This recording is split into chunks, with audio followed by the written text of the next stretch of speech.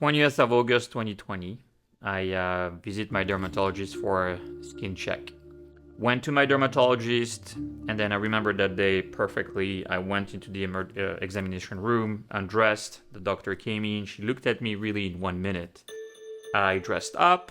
I went to pay my copay, and then I don't know why, but at that moment she came behind the assistant and she looks at me and she's like, "Oh, I forgot to check beneath your mask." So if you remember COVID, we all had masks. Get back to the examination room and she looked really everywhere, but she finds like this dark spot on my nose, and eventually she said, "Look, I think we need to take a look at this one. I need to do a biopsy to make sure that there is nothing there." I argued because I had like multiple biopsies in my life and they were always negative. So I was like, "Are you going to put a scar on my nose?" So I tried to be really pushy, but eventually she convinced me. So we did a very thin biopsy. It's called a shave biopsy. And then she would call me back after 2 weeks. 2 weeks later, she did not call me back. So I called the clinic. The clinic called me back and the doctor told me that the results were inconclusive. I can tell you that my stress level came high, and she asked for a second opinion.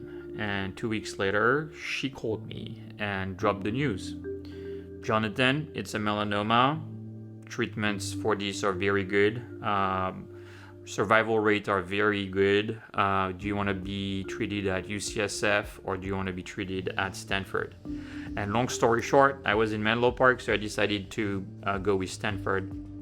Was pretty scared, to be honest. I was going to die or not. And then I was left alone with Google and I looked at everything, tried to be optimistic in my head.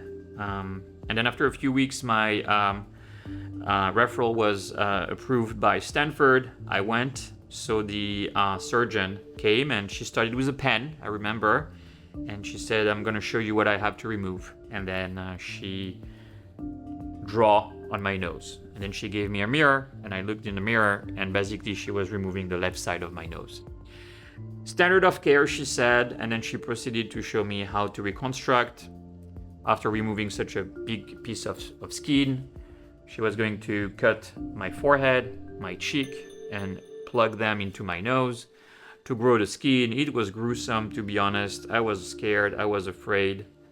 And I said, "Doctor, based on the size of the lesion, I want you to go through another protocol." And then I asked for a Mohs surgery, which is basically cutting small piece of skin and do a biopsy in real time.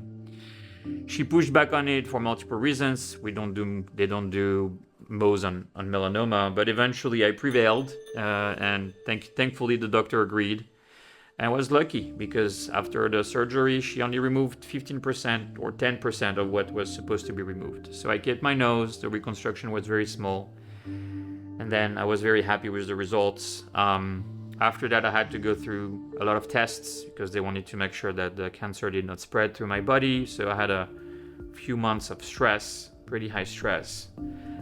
But eventually, after a few months, I was declared cancer-free. That was a scary time of my life.